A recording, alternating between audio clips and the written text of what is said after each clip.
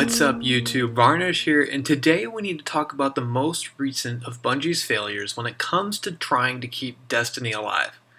Now that Halloween is over and I've had time to reflect on what Bungie has called the Festival of the Lost. And this year they brought us the possibility of new ghost shells, emblems, and shaders. The new items look cool, and there were even a few hidden surprises like a witch's broom and the all-black shader that we've always wanted. But is Festival of the Lost trying to cover up some other sinister plan? Well, hi, I'm glad you asked. Yes, it is, and we, the Destiny community, have been shafted because of it. Now, maybe I need to provide a little background about where I come from and what I tend to compare Destiny to. Whether or not the comparisons are fair is up for debate. In my past, I have been a hardcore World of Warcraft raider, as well as spending substantial time playing Final Fantasy XIV. So it's no secret that I absolutely love RPG and MMO games, and the attempts to bridge those worlds have been attempted more in the last couple of years, most notably with Destiny and The Division. The Destiny community has been one of the most dedicated communities that I have seen since my days of World of Warcraft. This community has stuck around since the problems and hopes of Year 1 through the plethora of attempts by Bungie to keep Destiny alive. But at its core, Destiny is still a game that has kept mine and many other players' attentions week in and week out, even if it is the same content over and over again. So it obviously has something going for it. But then Bungie and Activision pull crap like this. And if you've spent any time on the internet during the time of Festival of the Lost 2016, then you will have seen it referred to as a couple different things. The two most notable being the Fail of the Lost and the Festival of the Cost. So there seems to be a lot of dislike and unhappiness surrounding the Festival of the Lost this year. And it's understandable. There was a lot of talk last year around Festival of the Lost and how it wasn't all that great and that Bungie needed to make improvements to how the event worked. So what did they go and do? Well, they went and turned it into the Festival of Microtransactions, where Bungie decided this was when they wanted to get more money out of their player base. Now, don't get me wrong. There are some Festival of the Lost masks and shaders you can get by doing the provided quests.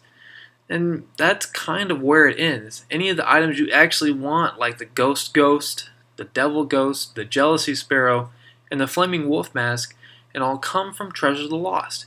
And you only get one single Treasure of the Lost after doing each of the quests. So your chance of actually getting something you want is slim to none. So then it leaves you to want to spend money on silver so you can purchase these treasures to actually get something worth having. In Bungie's defense, while doing these quests, you have a reasonable chance at 3 Treasures of the Lost per character. But don't forget that there is still RNG associated with the drops from these treasures. That also assumes you've had time to sit down and grind out crucible matches, public events, and other tasks like running around the Plaguelands, killing enemies with a battle axe while wearing Saladin's mask. And in my case, I didn't have that time at all.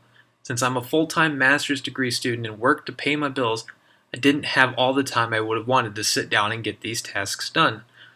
And in that sense, I wish these holiday events, and even SRL, would last a bit longer like I've grown accustomed to in other MMOs.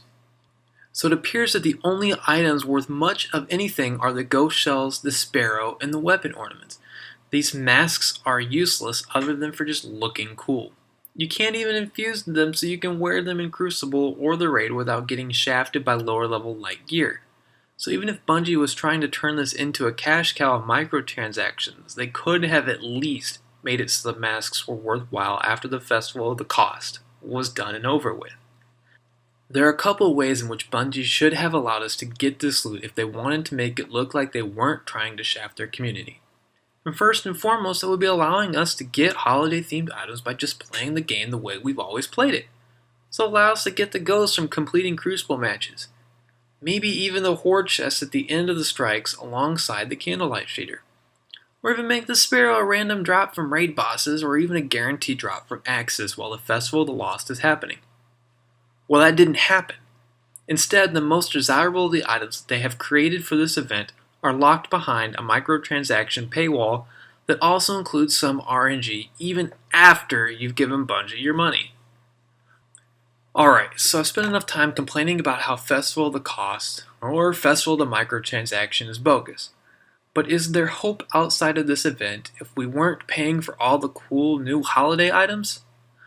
Well, I hate to break your little heart, but if you've been playing Destiny long enough, you already know the answer to this. And that answer is no. The biggest and most glaring issues with the Festival of the Lost is it just asks you to do the same content over and over again. Yes, the quests and tasks given to you this holiday season just send you out to do the same activities and events that we've been doing for 3 years, just with a new Rise of Iron spin. I'm hoping that we'll begin to see true holiday events in the future if Destiny wants to keep more people engaged. Something that is new and refreshing that we haven't been doing even when the holiday event was going on. And that's how it should be. We should be given new and exciting events rather than just have the same old crap reskinned under the cover of night. I have one last comment to make before closing this one out, and that is the question of what the heck is all this money going towards? I would like to see Bungie come out and tell us where all these microtransaction profits are going. You know, back when Eververse was first announced and they did Festival of the Lost for the first time, we were told that microtransactions were going to help fund future events. Well, if that's the case, we funded our own funeral into the grave of microtransactions, because all we did was fund Bungie's desire to give us more items that are hidden behind a paywall. I do seriously hope that these funds are doing good behind the scenes at Bungie, rather than going into the pocket of the folks over at Activision, but I do have my doubts. I think that that's all I have to say right now about this topic. I've hoped you'd enjoyed the video, even if it ended up being one of my more negative ones that I've created so far. However, even if it was negative, I hope that we can shed some light on some of the items that need to be fixed if there's any hope for Destiny 2. As always, if you like the topic conversation today, be sure to hit the thumbs up button, subscribe to the channel for more adventures in video gaming. And let's use the comments below to have a civil discussion on the pros and cons of Festival of the Microtransaction. If you liked it, let me know. If you hated it, let me know. If you have ideas about what Destiny needs to do in the future, let us know. Until next time.